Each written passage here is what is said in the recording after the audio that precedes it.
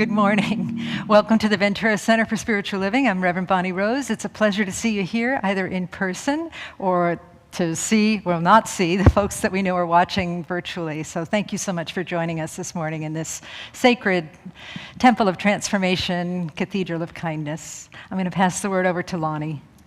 Good morning, everyone. So I'm kind of wondering about this anxiety part two.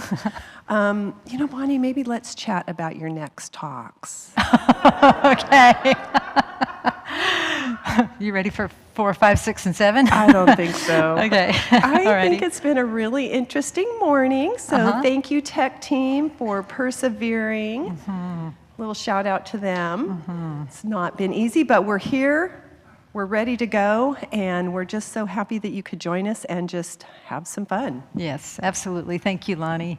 And now I think, are we hearing from Susie Thatcher this morning? Susie's going to do Susie's our Director of Youth and Family, and she is going to give us some wisdom for the youth and for the child within us. And I would love for any youth in the congregation to come and join us up front. If you're comfortable doing that, I know we have Eva, and we have 4 new youth, and if you're comfortable with that, come on and sit right up front. You're welcome to do so. Maybe we need to give them a little applause or something. Welcome. Do what feels right. Yeah. Hi. I'm glad to see you. One thing I want you to remember, and that I am consistently reminded of, is that when we approach children with the awareness that they can teach us, we automatically become more present ourselves. As grown-ups, we often approach children with ideas that we have so much to teach them, and we do. And it's true. We have important information we need to convey, but they can teach us so much more than we can teach them. They're new to the world. They're not burdened with preconceived notions. They don't avoid people on the basis of experience or appearance, nor do they regard shoes as having only one function. They can be fascinated for half an hour with a pot and a pot lid, and they're utterly unself-conscious in their emotional expressions.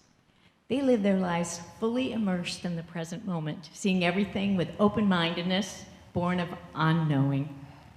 So they inhabit that state of spontaneity, pure excitement about the world that we as adults, we often have a hard time assessing.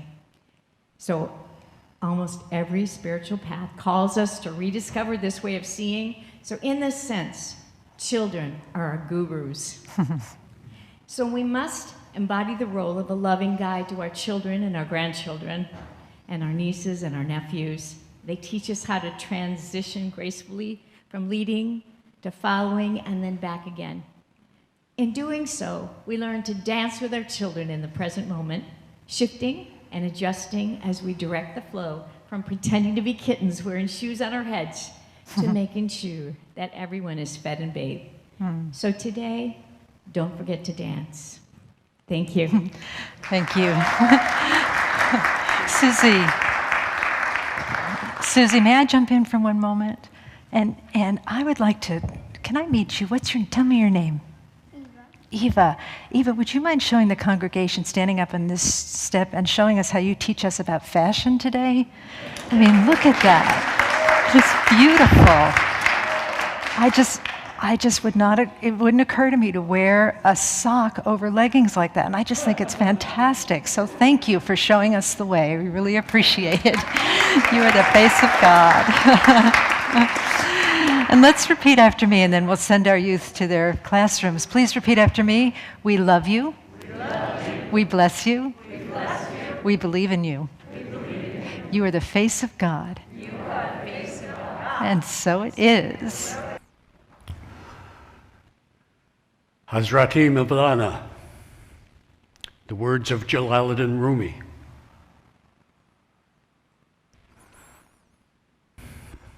What will our children do in the morning when they wake with their hearts wanting to play the way wings should? Will they have dreamt the needed flights and gathered the strength from the planets that all men and women need to balance the wonderful charms of the earth? so that her power and beauty does not make us forget our own. I know all about the ways of the heart, how it wants to be alive. Love so needs to love.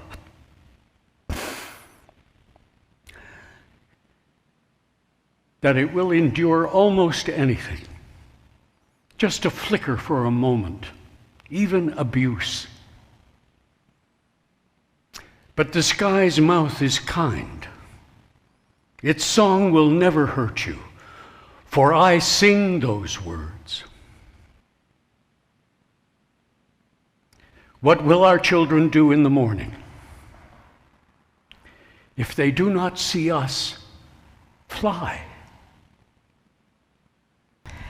And so resting in that beautiful space, even deeper, through the words of Rumi, the words of Hugh, let us breathe in and breathe out and find that place within us that is pure love.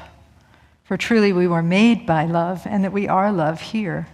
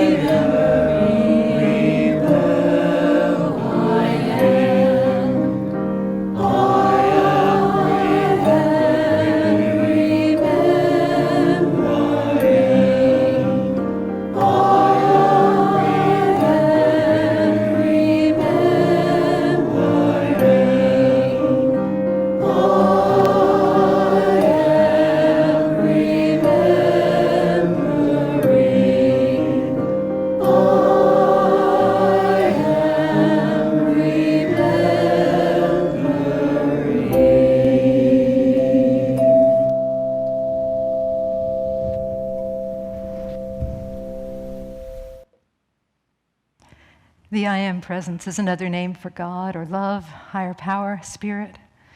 And in this sacred time, we know that it is always a good time to remember. And so we focus on the remembrance here in community to lift each other up in the spirit of remembering our true nature. We breathe into that knowing, and then we inhale deeply and exhale, gently opening our eyes in love and in service to what is, as it is, and so it is. Thank you. Before we have our next moment, I just wanted to let you know, we are a spiritual family here, and some of you may be worried that Chris is not sitting at the piano today. He is fine. He has a rehearsal, so he rudely abandoned the church for his rehearsal. But we still love him. Kenny has also Kenny is our sandman.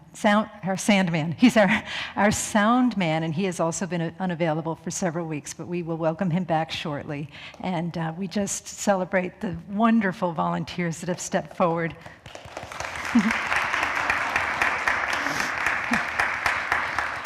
And I was going to say something about the music cue that happened before the minister was speaking, but I'm going to have to use new tech today, too, to make those slides work. So, pride cometh before a fall.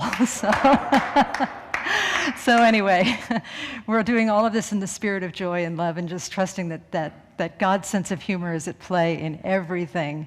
With that being said, let's invite our delightful soloist, Margaret, to come up and sing for us.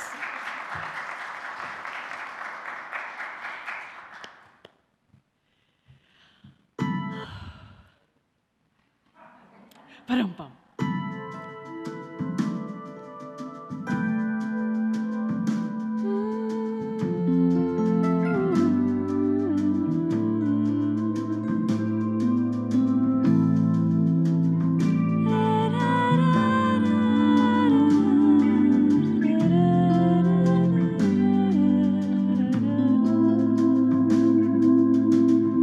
Now and then, it's amazing how the earth will shift beneath my feet, leaving me shaking where I stand. Then again, call it crazy if I take a deep breath and release. I feel a higher plan every time I reach out or let go.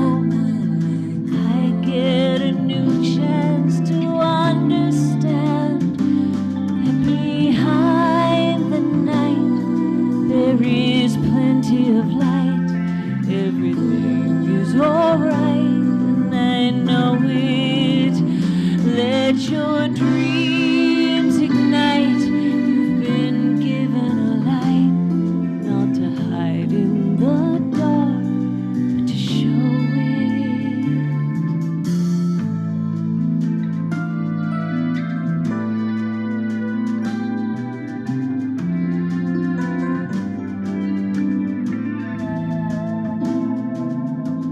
There's not enough love or money, happiness, content, or time. But I know the problem isn't real. Comprehend, do you get it? A making of your own design. What you think shows in what you feel. Let us claim the true power inside us that darkness can never conceal. For behind the night there is plenty of light. Everything is alright, and I know it. Let your dreams ignite. You've been given a light, not to hide in the dark, but to show it.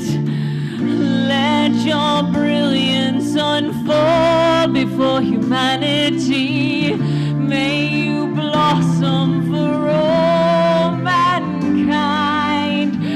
Pave the path of intent with your clarity, one with creation, and soon you will find that behind the night there is plenty of light. Everything is alright, and I know it. Let your dreams ignite. You've been given a light, not to hide in the dark, but to show it. Show it. Show it.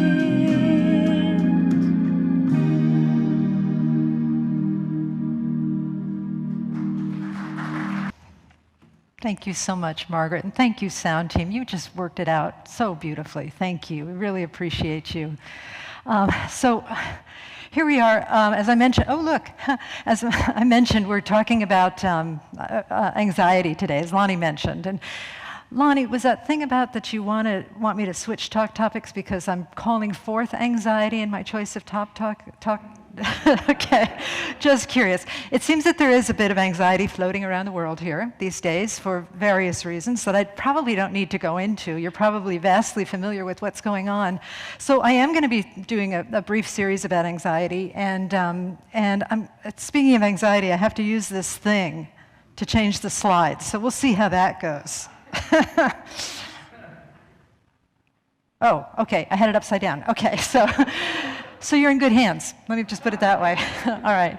So anyway, before I delve into this talk about anxiety, though, I wanted to remind all of us that it's kind of a tradition of our denomination, Science of Mind or Centers for Spiritual Living, whichever you choose to call it, to talk about the basics of the tradition in the first month of the year.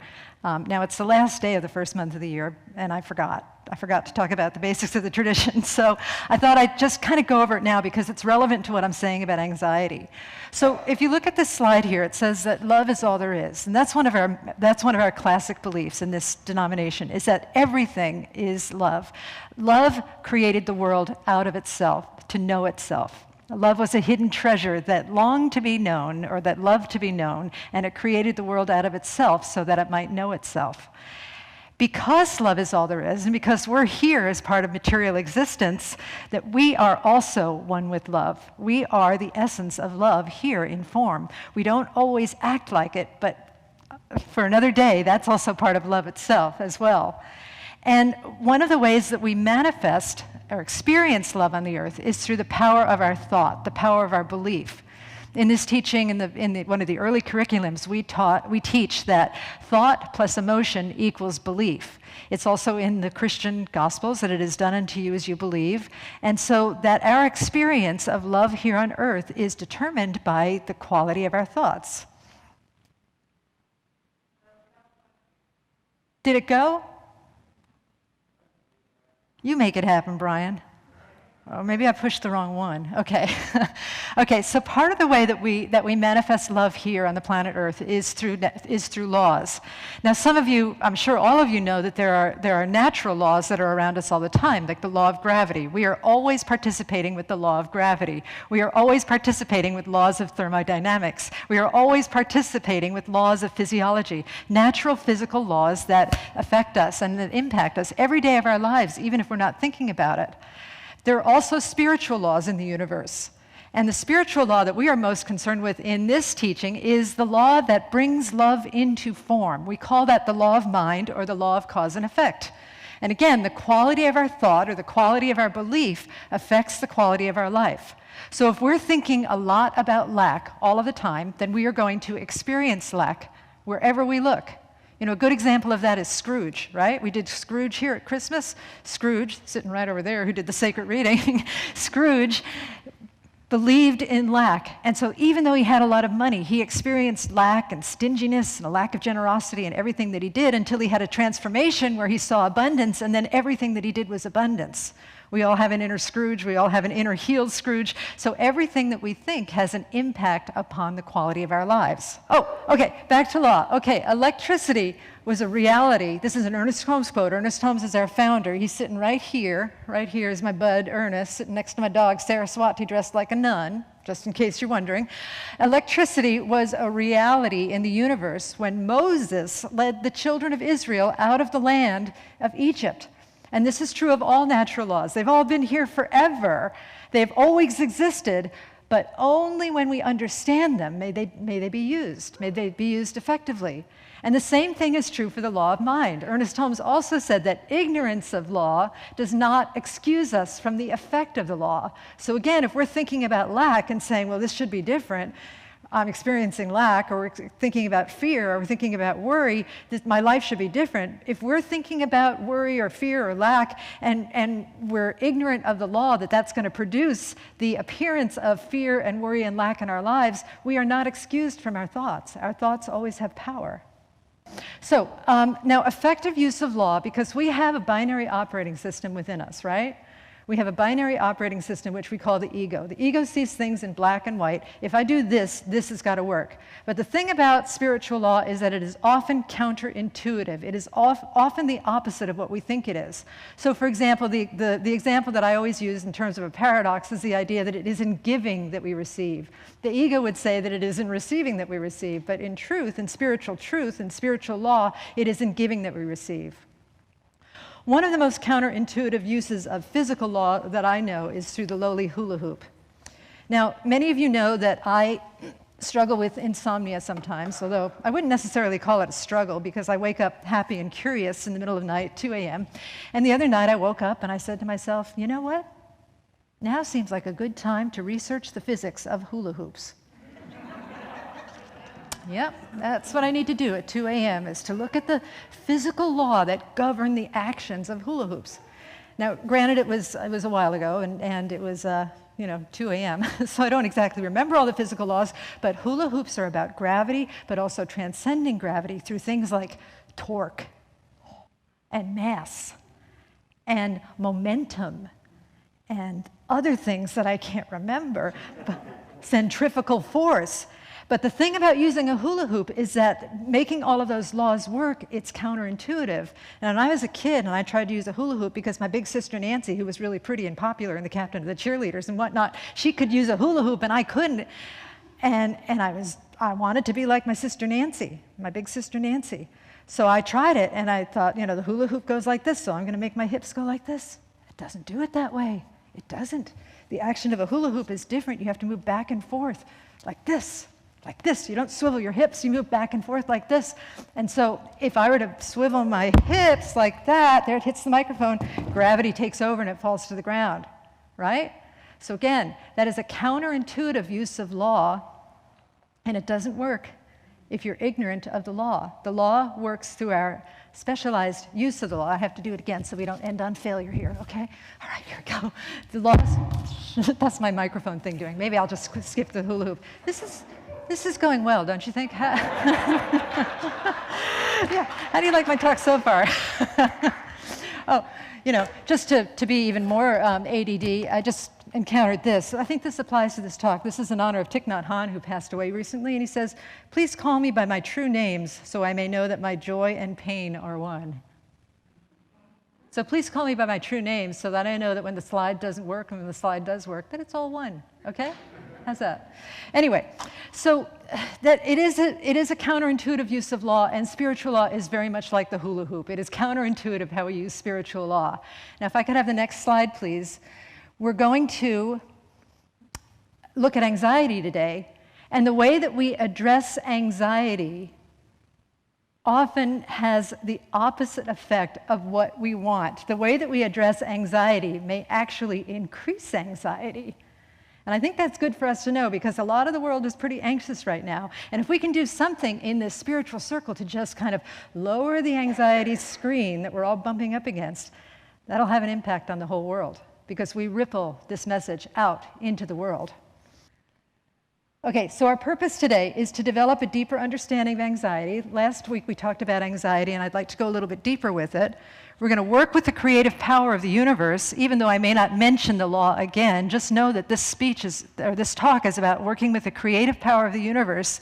And the purpose of doing that is to help us lead better lives, better, more productive, sweeter, deeper lives. It is, to quote Mary Oliver, to help us lean into our one wild and precious life. Who here wants a wild and precious life?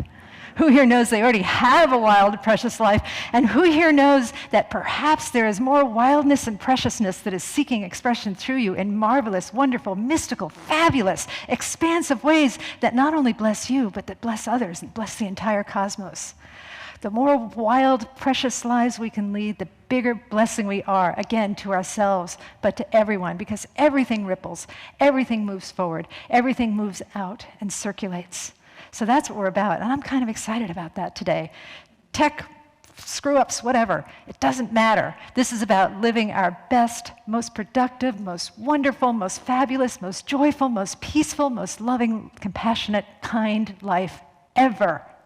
When you walk through those doors today, that's what I want for you, okay? So, I'm basing this talk somewhat on, I'm using this book called Don't Feed the Monkey Mind. It's for sale in our bookstore. And it's actually by somebody named Jennifer Shannon, but I kept calling her Molly Shannon. So I put a picture of Molly Shannon, you know, superstar, right? Superstar. Anybody remember how Molly Shannon deals with her anxiety? Yeah, she sticks her hands in her armpits and then she smells. Okay. You didn't hear that in church. I'm not recommending that, okay? Let's see the next slide, which is the picture of the real author. That's Jennifer Shannon, okay? So we want to give her some props. Let's give Jennifer Shannon some props for writing this good book. That is Jennifer, not Molly Shannon. That's her full name, okay? Oh, okay, so this is an anxiety recap. Now, in this book, it's called Feeding the Monkey Mind, right? And in the book, she talks about how a monkey is a very sort of wild animal. It leaps all over the place. It jumps around. It goes from topic to topic to topic, and it's somewhat out of control. As I shared last week, my husband had a monkey for a while. I'm so sorry I missed that. I was not in his life at the time, but the monkey was a pretty wild thing, right? So the ego is like a monkey, our separate self or ego. It's not a bad thing. It's just a sweet little monkey, and it's trying to protect us.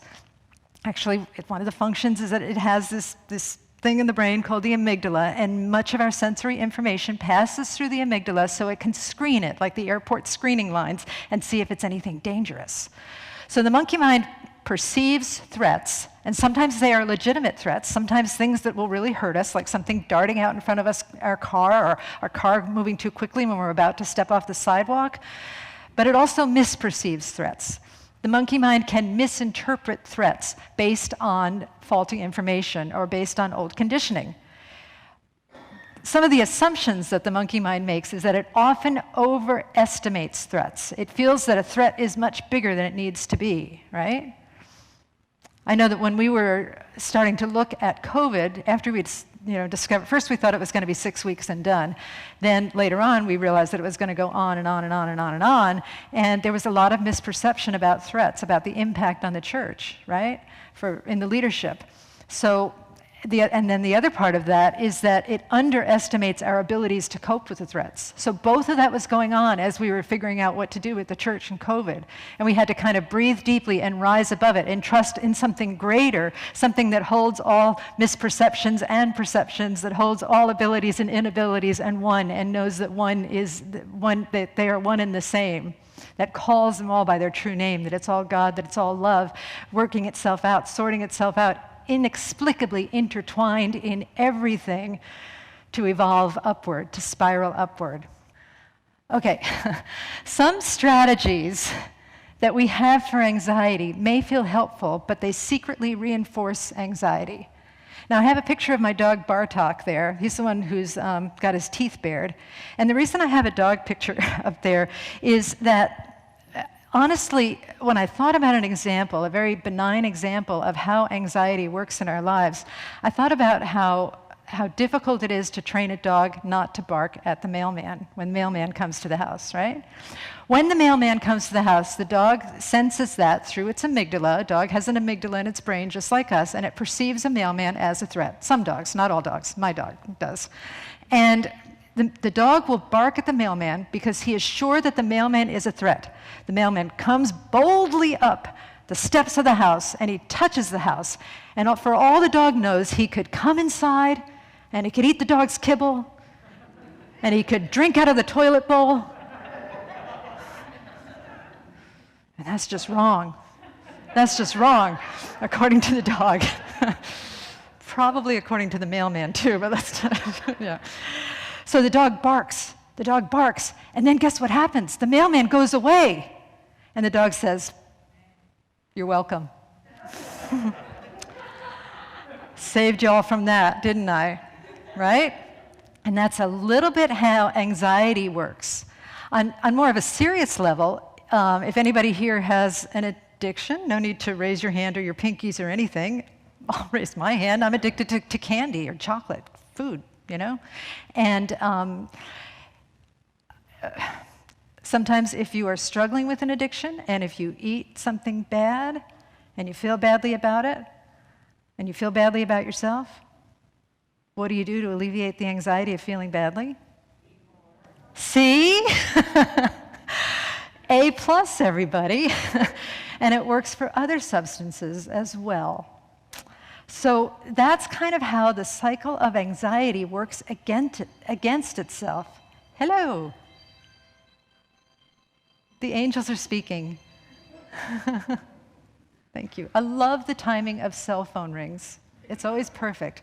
The angels just affirmed that that was a true statement, didn't they? We're going to talk about some of those strategies about how anxiety works against itself. Okay, so the first idea is that we believe this. I must be certain of the outcome before I act. I have to be certain. The anxiety does not like uncertainty. So the anxiety within us says, I must be certain of the outcome before I act. So therefore, if I'm not certain, I don't act. Has anyone ever experienced this? Does uncertainty prevent you from moving forward? Ever? Anybody? Show of hands, show of pinkies. All right. All right. The example that the author gives in her book, that Jennifer, not Molly Shannon, gives in her book, is that when she sat down to write that book, she wasn't certain how it would turn out. She didn't know how it would turn out. She wasn't a writer. She didn't know if she was a good writer. She was a therapist. She thought all the other therapists would read her book and laugh at her, right? She wasn't certain if it would be a good book. And so the way that she coped with that is that she sat down to write and she felt the anxiety. And then, strangely enough, she started looking around her home and out the window. And she said, you know what? No one has picked up the dog poo lately. This feels like a good time to pick up the dog poo. In my home, it's often, you know what? This feels like a good time to get the snake and get the hair out of the shower drain, because it's time to write. I believe our friend Jennifer, who is sitting behind the computer, once told me that she likes to alphabetize her spice rack at times like these.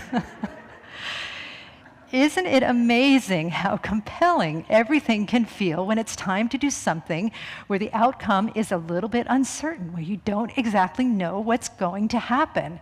And that's just the nature of a lot of things. I mean, we're using writing as an example, but it could be a difficult conversation that you could have. You know, I know people that help people organize their homes for a living, and sometimes even the threat of organizing something is too much because you're uncertain. You're uncertain as to how it's going to turn out and what you're going to need to look at and what you're going to need to let go of, and will you be able to do it? That has an impact upon us. And the way that this feeds the monkey is that, let's go back to Jennifer, not Molly Shannon again. Jennifer Shannon sits down, she tries to write her book, she feels anxious, then she decides it's time to pick up the dog poo in the backyard, right? And all of a sudden, when she gets up away from the computer, she feels better. And the anxiety says, that's how you relieve anxiety. You step away from your dreams and you do what feels more comfortable. And that, my beloved friends, keeps us stuck. That keeps us stuck. That actually feeds the illusions that anxiety creates within us, that writing is scary and picking up dog poo is safe, right? So how do we get around that? Well, I don't know. In my experience, you know, again, if it's counterintuitive, I think many spiritual healings, many uses of spiritual law are counterintuitive. And the thing that I do in particular, you know, writing a sermon once a week or so, and writing a memoir, which I can't talk about because I'm procrastinating too bad. Okay, this is not my therapy session. I'll just move on. But anyway, the thing that I do, and I think that the thing that a lot of people do for things, writing or other creative projects or other things, is to just commit to doing small chunks, right? There's a whole science around that called the Kaizen Method, where you just do one thing. If you're struggling with flossing, you floss 3 teeth and call it a day. If you're struggling with exercise, you march in front of the television during the commercials or during a 20-minute show. You know, you just do things in small chunks. With writing, if I can tell myself all you need to do is sit down and write 1 sentence, then usually it turns into at least a half hour of writing. So if there's something in your life that you're procrastinating about, that you're withholding your energy from, your life force from, because it feels too uncertain, is there a way that you can break it into a small chunk and say, you know what, I don't have to do the whole thing today. I don't really have to face the uncertainty for very long. All I need to do is get started get started, make a commitment to get started, and then see where that takes you. And the other thing about that is to do it every day. Sorry. Yeah, I know. Okay, so I just lied in church like I do it every day. I don't. But, but to make a effort to do it every day, and then ultimately it gets done eventually. And it stops feeding the monkey anxiety that would hold us back and starts to develop a healthier relationship with the anxiety, with the impetus within us that wants us to move forward and live beautiful, productive, wild, and precious lives. Okay? So that's the first one. The second one is this one. That's my sister's collie dressed up as Spanish Inquisition, I guess. I don't know. I think sometimes we have an inner Spanish Inquisitor within us, and I know she dressed him up like that because he has a long face. And in many of the pictures of the Spanish Inquisition, they had very long faces. So naturally, you're going to dress your collie up as a Spanish Inquisitor. It just goes... Anyway. Okay, so the second theory is, I must be perfect. This is what we tell ourselves. I must be perfect, so I avoid risk. And this is a time for us to ask ourselves, does the need for perfection stop my own personal growth? Because, you know, we grow through stretching. We grow through lifting. We grow muscles by lifting things that are just a little bit too heavy for us, right? We grow through our willingness to take risk. And if we are committed to being perfect in everything, if we are afraid of failure, if we are afraid of appearing imperfect, then we will never take risks. The example that she used in the book was about a guy that had to make decisions for his work, and he could never make a decision because he was always afraid he was going to pick the wrong one. You know, I'm sure that happens to a lot of us, is that we're afraid to make a decision, we're afraid to move forward because we're afraid we're going to pick the wrong one, and then we will be seen as imperfect. It'll be a wrong decision, and we'll be seen as wrong somehow, seen as imperfect, seen as unworthy. On a more visceral level, though, this story that really appealed to me was from a book by Rachel Remen. Some of you may be familiar with Rachel Remen. She's a daughter of a rabbi, beautiful, beautiful spiritual writer, teacher. She has worked a lot with cancer patients. And she told this story in one of her books, In My Grandfather's Blessings is the name of the book. And she told a story about a woman that she was seeing as a client. She's a counselor. And this woman had just impeccable grooming, beautiful woman, just gorgeous, young. And she had had cancer at a young age, in her 30s. And she was so ashamed and so afraid of appearing to be imperfect to her coworkers that she had actually scheduled a vacation where she told her coworkers that she was going to Europe. She had somebody in Europe send them postcards. And instead, she went and had cancer surgery. She had breast cancer, and so she had a mastectomy. And the doctor had told her that she couldn't have reconstruction for another 5 years because they wanted to make sure that there wasn't a recurrence. So she said, okay, for 5 years, I'm not going to date, I'm not going to meet a man, I'm not going to be intimate with anybody. And then she met a man, and he liked her, and she liked him. And they went out to dinner one time to talk about their relationship, to talk about taking it to the next level. And she told him, I can't. I do not want you to see me imperfect. My body is not like it used to be. You cannot see me imperfect. And he said, well, that's okay. We'll just be friends then. And it went on and on and on and on until it was time for her to get her reconstruction. And after the date of the reconstruction, the breast reconstruction, she made an appointment to see Rachel Remen, to see her counselor. And she was aglow. And she was still beautiful and perfectly groomed. And Rachel was all excited, thinking, oh, this woman, this client of mine is going to tell me that she had her reconstruction. And the client said, you know what? I didn't. We took the money that I was going to use for reconstruction, and we got married, and we went to Amsterdam, and we had this created. And she removed her clothing, and her husband, who was an artist, had created this artwork, a beautiful tattoo that was like flowers all snaking along the vine of her scar. And it snaked around her back and went down in a cascade that just hit her bottom. And Rachel said it was the most beautiful thing she had ever seen. And her husband, the artist, had said to her, you know, beauty is in uniqueness. It's not in what the world calls perfection. It is in uniqueness. And this beautiful woman learned this lesson learn this lesson by taking the risk to show herself, to become vulnerable, to become seen as imperfect. And through that willingness to be seen as imperfect, her perfection was revealed in a new and wonderful way. And again, how this unwillingness to become vulnerable feeds the monkey is that if we are unwilling to become vulnerable, we stay stuck in this illusion that we are flawed and imperfect as we are. That doesn't leave any room for the Holy Spirit. That doesn't leave any room for wholeness. That doesn't leave any room for the perfection that transcends all appearances of imperfection, right? So perhaps the adaptive strategy around that, if we are struggling, if we are holding ourselves back from growing or trying something new because we are afraid that we will not appear perfect or we're afraid that we'll be too vulnerable, perhaps the strategy around that to address that is to reframe what perfection is.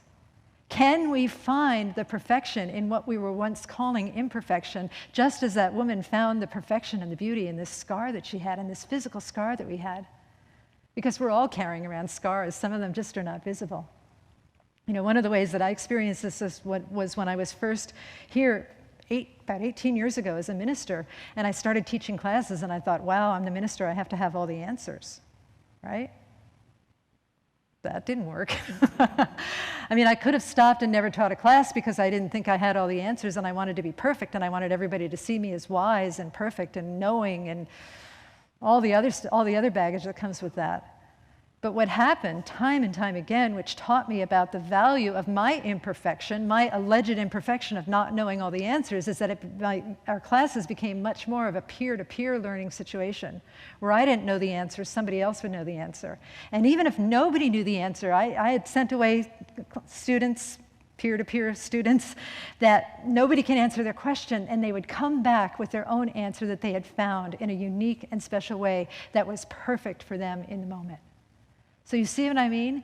In that thing that you or me or anybody might be labeling as imperfect, there is a perfection embedded in that. And if we can just relax and allow the perception of imperfection to be, and then just open ourselves up to something greater, that perfection will be revealed, I promise. It will. Because perfection, right? Like Hugh said in the reading, love so wants to love. Perfection, spiritual perfection, so wants to reveal itself in anything that we are calling imperfect. Let's go ahead and have the next slide. And that is, this one is probably worthy of a whole talk, which we'll do later on at some point. I am responsible for the feelings and behaviors of others. Anybody feel responsible for the feelings and behaviors of others? Just do what Judy Pando did. Like that. You know, there are degrees of feeling responsible for the feelings and behaviors of others, and I think, you know, we feel that way. When I was talking about how anxiety recognizes threats to our physical body, but it also recognizes threats to our connection, to our perception of connection. If we are cast out, then we feel anxious, because we need connection in order to survive in this world. So if I am not enabling you, if I am not responsible for your feelings, if I'm not allowing you to blame me for feeling bad, then there's a chance that you may cast me out, and then I'll feel disconnected and anxious. The question here is, do you ever deny your own well-being to enable others? Wow, where do I start with this? There are many examples, but the one that I hear about the most in my work as a minister is with parenting, particularly parenting with parenting of children that suffer with addiction issues, or children that are having trouble launching. I spoke to a friend recently who was telling me about his son, and his son was, I guess, in his early 20s, and I think struggled a little bit with addiction and was struggling with finding himself. And he kept getting jobs and losing them, and then coming back home to live with his parents. Right? And at some point that became impossible because of other family dynamics. So the father said to the son, you have this new job. I just want to tell you, if you lose this job, you can't come home again. You need to fend for yourself. Now, to a loving parent, that might feel very cold. To the sun, it might feel very cold. It might feel like it induces anger, like it induces rage, like it induces a feeling of rejection. But what happened in this situation was that the son did not come home, that the son kept his job because he knew he couldn't come home, and he went on to excel at his job and get a better job and a better job and a house and a wife. And as my friend said, he has a swimming pool now. I don't have a swimming pool.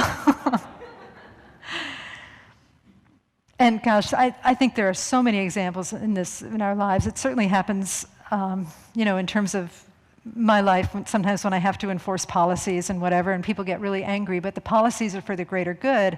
And I know that that happens in family structures or in work structures or in relationships. Even I remember once having somebody in my life a long time ago, before I came here, somebody in my life who was a complainer.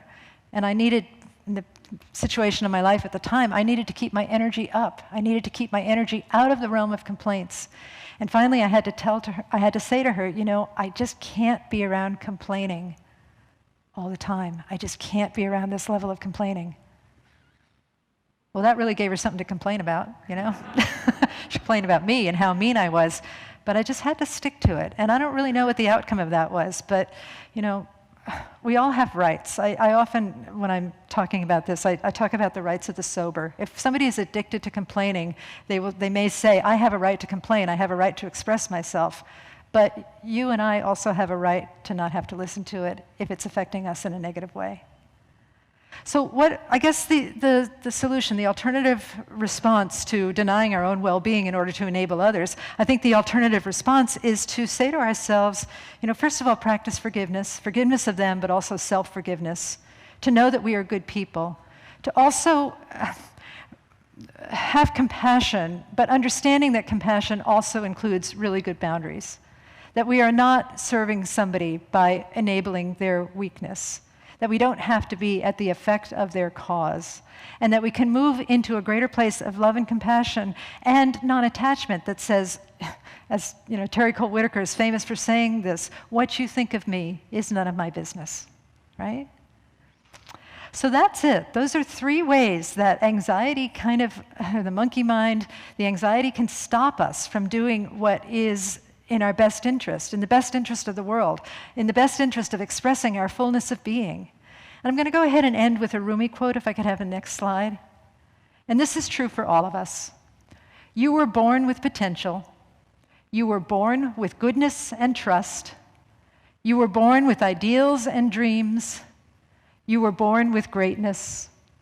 You were born with wings. You are not meant for crawling, so don't. You have wings.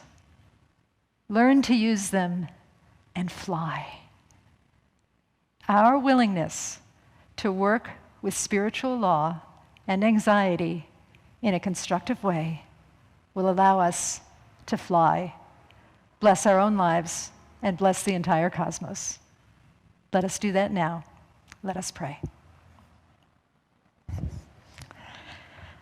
So we turn within and just breathe deeply into this holiness, into the holiness of this spiritual community, into the words that have been spoken, into every single detail of our lives here today in this shared encounter with love and grace, with compassion for the human condition, for understanding anxiety, for understanding all of the things that we do as humans, to name these, what we might call imperfections, to name them blessings, because they are portals to the greater yet to be, to a greater, a deeper understanding of love and life and kindness and goodness. I speak my word here today to know that we have all been blessed sacredly and secretly by this message. That we take these words, this message, and this entire group experience into our hearts and our lives to lead lives where we soar, where we live into our fullness and into the full grace of the One. How beautiful it is to know this for ourselves, and I give thanks for this.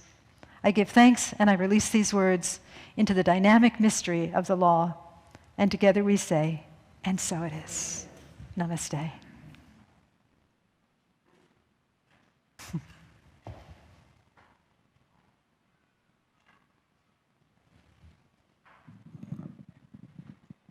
It's a multitasking morning. One thing that caught my attention, Bonnie, is that when COVID first hit and we were talking about what do we do with the church, we strategized and we would talk about possibilities. And then I love Bonnie's message. It's like, oh, and then there's God. Yeah. And I think this morning is like the perfect example, is that we are so incredibly blessed by talented people like Chris and Kenny, and the ones that step in when they may be away. And there's so many helpers here. And when there's a need, we step forward. And so this morning, I think that it's a great opportunity to know that as we support our spiritual family, that we're also supporting each other and helping each other. So this morning, I invite you to place your offering over your heart and repeat after me. We trust in spirit. We trust in spirit. Love is the giver and receiver of all that we are. Love is the giver and receiver of all that we are. We offer this gift. We offer this gift. It is an outer expression of our inner abundance and compassion. It is an outer expression of our inner abundance and compassion. Our gifts bless many. Our gifts bless many. And return to us multiplied in miraculous ways. And return to us multiplied in miraculous ways. So that we may give again. So that we may give again. And so it is. And so it is.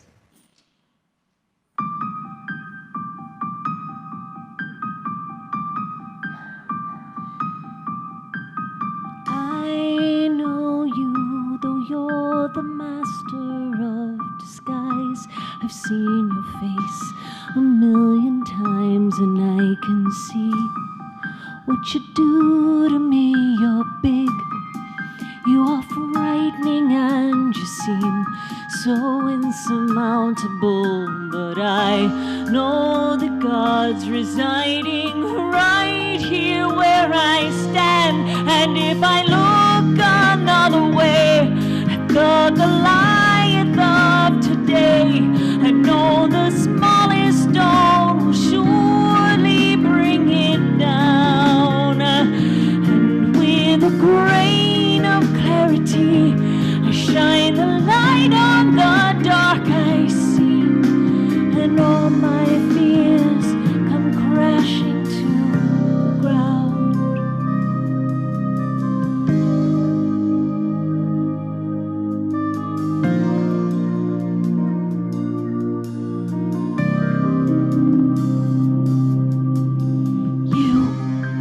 You are not as bright and shiny as I thought you were. You feel like a storm upon the sea, a cacophony of thought. Though the flesh is weak and fights against the circumstance, when who I really am, it knows the highest truth. And rather than go raving wild, I come before you like a child and let you show me just how strong I am.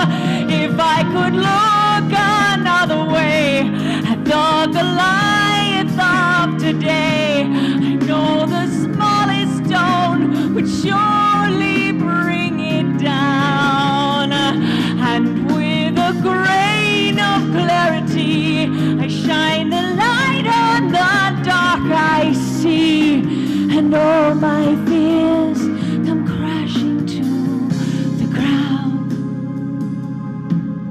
I don't have to be hell-bent on what may not seem heaven-sent. In truth, I do believe that love abides. And if I let my mind be still, the truth will come, I know it will, from the place in me where divinity resides. If I could look another way at the Goliath of today, I know the smallest stone would surely bring it down.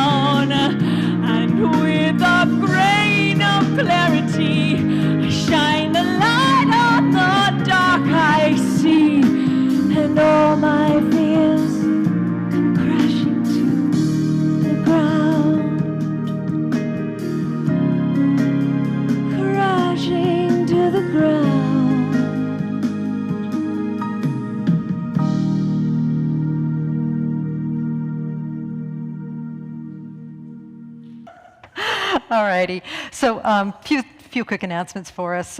We have ambassadors here possibly today. They're wearing blingy name tags. Oh, look, Pam is an ambassador. And if you're new and you'd like to learn some more about the church and what we do here, by all means, Pam, why don't you stand up and let us see your pretty face under your mask? There's Pam. Talk to Pam. She's wonderful. If you'd like to learn about live streaming, if you'd like to join our illustrious tech team, go see them over there, sitting behind the computers and the soundboard. They'd love to have some additional help. Maybe you can tutor me on how to use this thing. First Wednesday meditation is our C connection. Oh, and that's facilitated by Linda Drevenstedt, who's a wonderful facilitator. That's on Zoom on Wednesdays. I'm teaching a class called Embracing Mystical Non-Duality Class, Part 2, and that's offered in person on Thursdays and also Friday mornings on Zoom. All the sign-up information is on the website for that. We're also having an Enneagram workshop. The Enneagram is a great tool for helping us understand more of ourselves and how we relate to others and helping understand others as well. It's taught by a real expert. Her name is Reverend Jean Hoffman, and that's also on Zoom.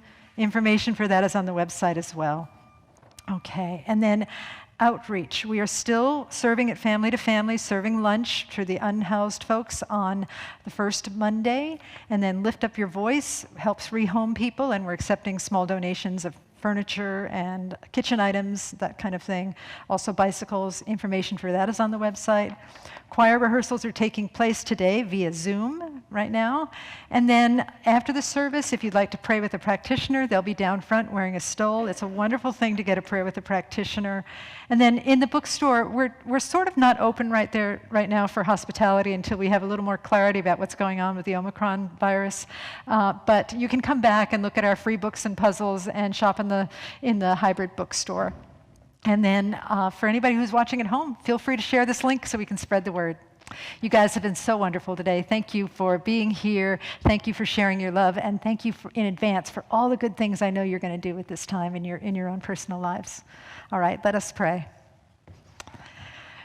We turn within to trust and to know that there truly is only one life, and that life is the life of love. That life manifests in each of us individual expressions of love. And so we take the love that we have tapped into today, we take our deeper understanding of the way that we work in the world, the way that love works through us, and we celebrate that. We spread it around. We bring peace into this garden called the planet Earth. We bring this consciousness of oneness into this place called existence. And we give thanks for this time together. With a heart that is so filled with gratitude, we go our separate ways, but know that we are always connected at the level of the heart. And with that, in heart and mind and being, I release these words into the divine mystery of the law. And together we say, and so it is. Thank you very much, everybody. God bless. Namaste.